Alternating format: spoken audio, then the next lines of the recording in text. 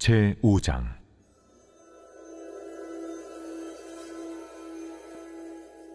너 인자야, 너는 날카로운 칼을 가져다가 삭도로 삼아 내 머리털과 수염을 깎아서 저울로 달아 나누어 두라. 그 성읍을 에워싸는 날이 차거든 너는 터럭 3분의 1은 성읍 안에서 불사르고 3분의 1은 성읍 사방에서 칼로 치고 또 3분의 1은 바람에 흩어라. 내가 그 뒤를 따라 칼을 빼리라.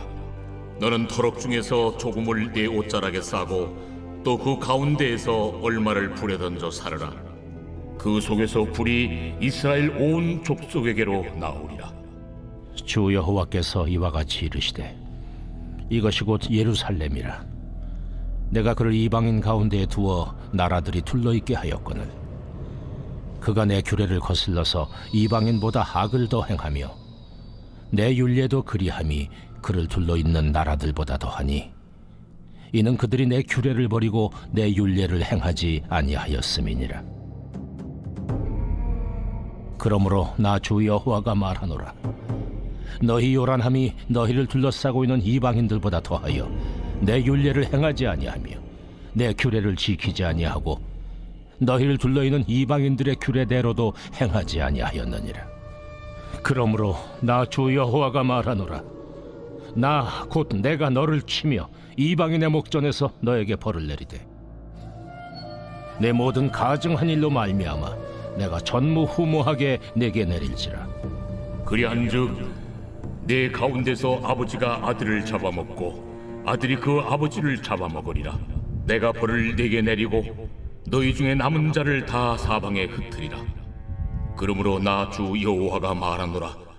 내가 나의 삶을 두고 맹세하노니 네가 모든 미운 물건과 모든 가증한 일로 내 성소를 더럽혔은즉 나도 너를 아끼지 아니하며 궁유를 베풀지 아니하고 미약하게 하리니 너희 가운데서 3분의 1은 전염병으로 죽으며 기근으로 멸망할 것이요 3분의 1은 너희 사방에서 칼에 엎드러질 것이며 3분의 1은 내가 사방에 흩어버리고 또 그 뒤를 따라가며 칼을 빼리라. 이와 같이 내 노가 다한즉 그들을 향한 분이 풀려서 내 마음이 가라앉으리라.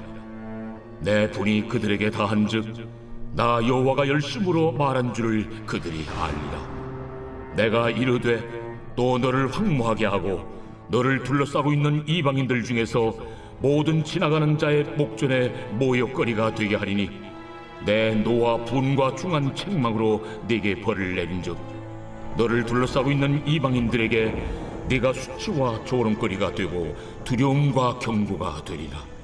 나 여호와의 말이니라. 내가 멸망하게 하는 기근의 독한 화살을 너희에게 보내되 기근을 더하여 너희가 의뢰하는 양식을 끊을 것이라.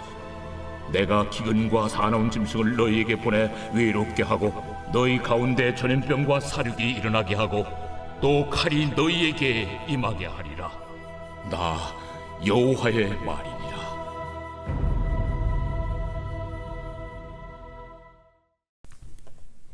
할렐루야.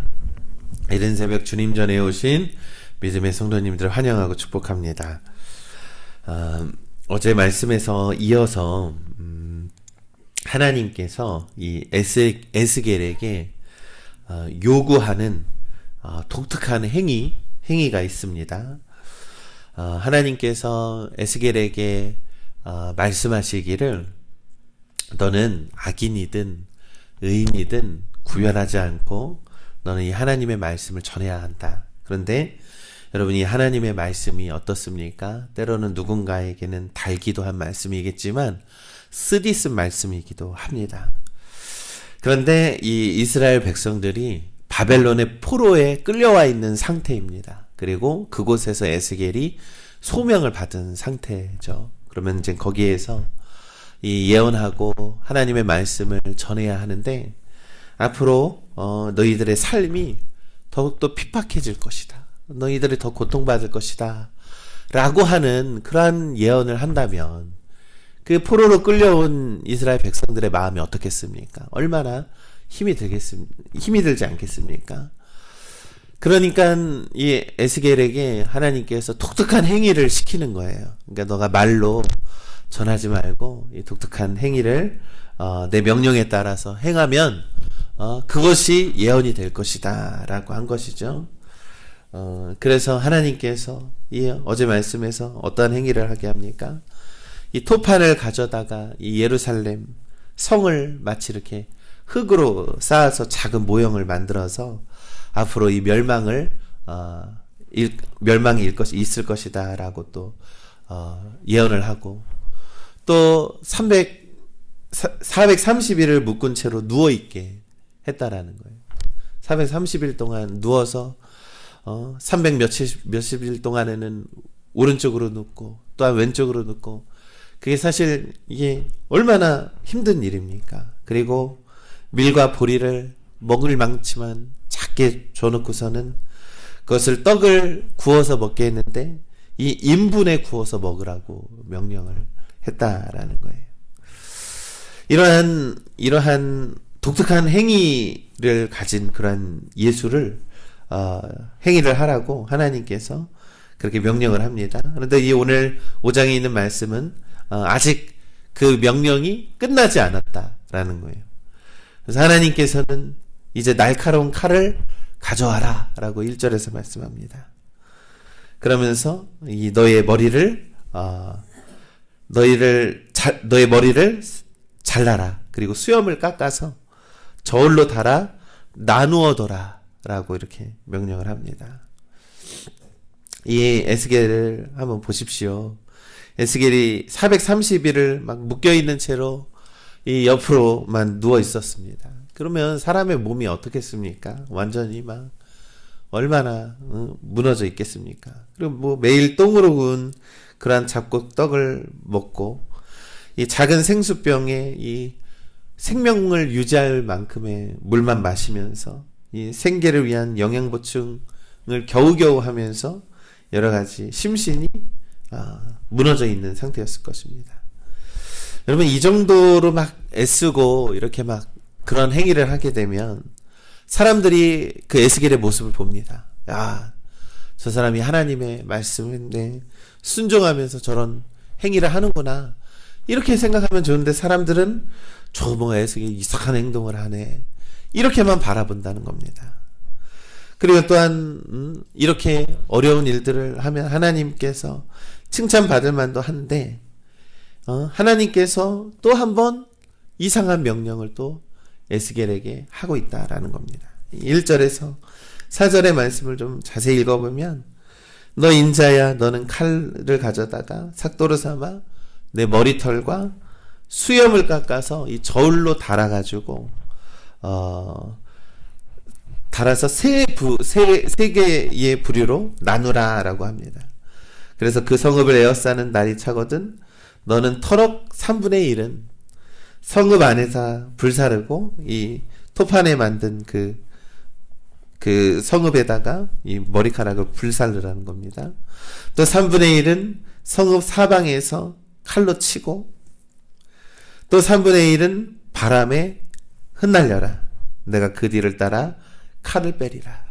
너는 터럭 중에서 조금 내 옷자락에 싸고 또 그 가운데서 얼마를 불에 던져 사르라. 그 속에서 불이 이스라엘 온 족속에게로 나오리라. 아멘. 이게 하나님의 예언입니다. 여러분, 에스겔은 제사장 가문입니다. 제사장 가문이라는 것은 쉽게 말해 목회자 가문이라는 거예요. 이 하나님의 소명을 받고 예언자의 사명을 살기 위해서 항상 이 하나님의 그런 명령을 기다렸던 그러한 사명자입니다. 그런데 그렇게 바라던 이 제사장의 삶을 이 바벨론 포로 와서 이 소명을 받았다라는 거예요. 그런데 이 막 남들은 예레미야 예언자를 보면 막 하나님 말씀으로 예언하게 하는데 자기한테는 하나님께서 막 이상한 행동을 시키는 거예요. 이번에는 머리털과 수염을 깎으라고 합니다. 여러분, 원래는 이 레위기 21장에 제사장들은요 머리털과 수염을 깎지 말아야 하는 법규가 있습니다. 그런데 이것을 어기고 수염과 이 머리카락을 깎는다라는 것은요 오히려 하나님 앞에서 내가 제사장인데 수치를 당하는 것과 다름이 없다라는 것이죠.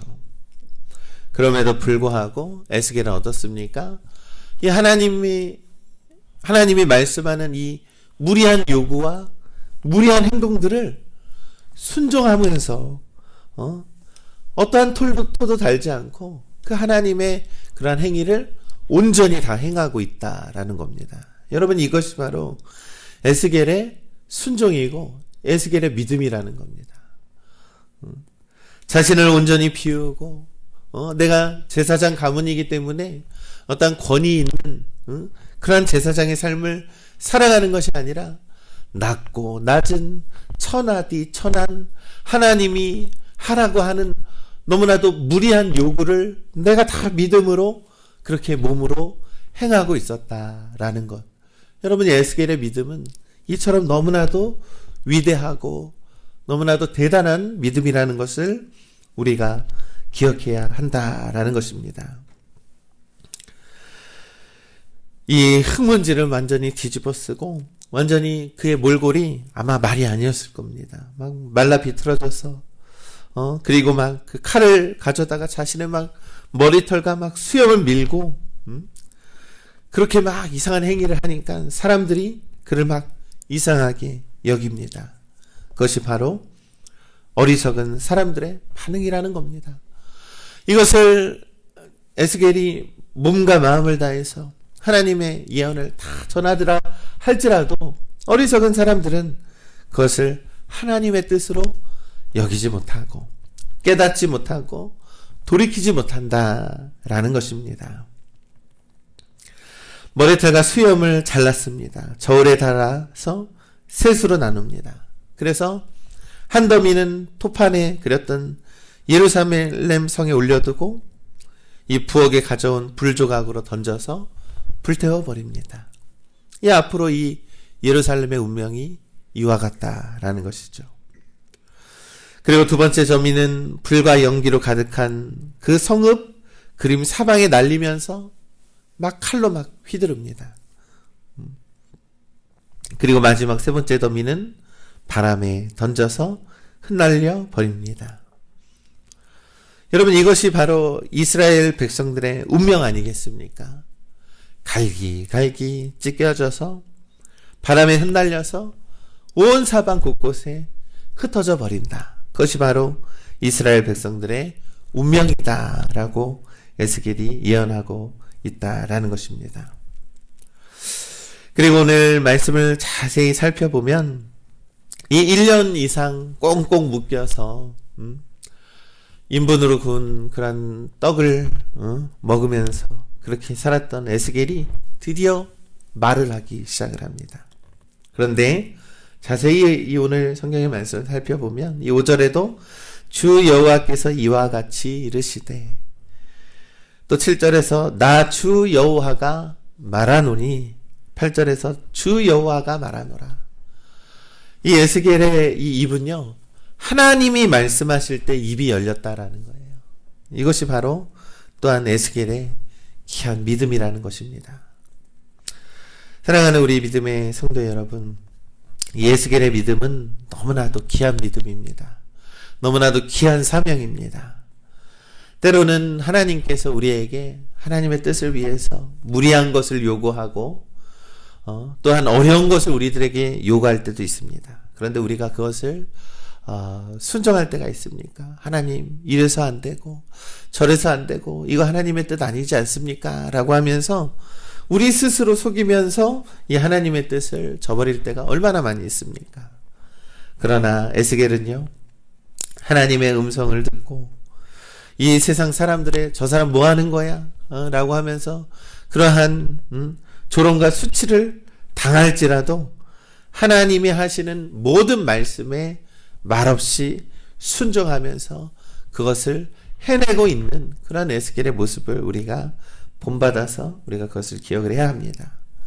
에스겔은 하나님의 뜻에 순종하며 그 모든 수치를 모두 감당하면서 온전히 하나님의 말씀을 선포했던 예언자입니다.